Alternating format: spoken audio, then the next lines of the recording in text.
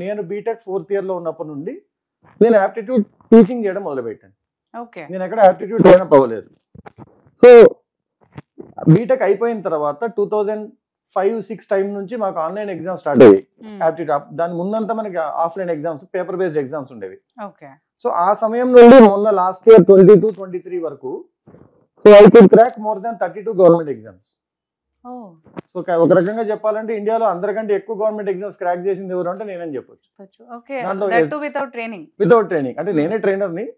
So నేను training ఇవ్వడానికి ఎవరిదే ట్రైనప్ అవ్వలేదు, నేను ఎగ్జామ్స్ క్రాక్ చేయడానికి ఎవరిదే ట్రైనింగ్ తీసుకోలేదు కదా. ఎట్ దట్ టైం మీరు బీటెక్ టైం లో అంటున్నారు.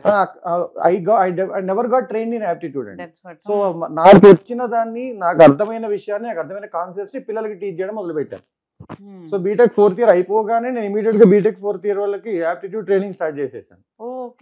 సో అక్కడ నుండి డెవలప్ అవుతూ అప్గ్రేడ్ అవుతూ నేను అర్థం చేసుకుంది ఏంటి అంటే నిజంగా యాప్టిట్యూడ్ కాన్సెప్ట్ ని అర్థం చేసుకుని ఆ యాప్టిట్యూడ్ కాన్సెప్ట్స్ ని ఇచ్చిన కాంపిటేటివ్ ఎగ్జామ్ పేపర్ లో ఎగ్జామినర్ ఏ విధంగా క్వశ్చన్స్ డిజైన్ చేస్తున్నాడు అర్థం చేసుకుని ఆ ఎగ్జామ్ కి కావాల్సిన కట్ ఆఫ్ కానీ దానికి కావాల్సిన రిక్వైర్మెంట్ ఎలా ఫుల్ఫిల్ చేయాలో తెలిస్తే ఒక స్టూడెంట్ కంపల్సరీగా ఎగ్జామ్ క్రాక్ చేస్తాడు.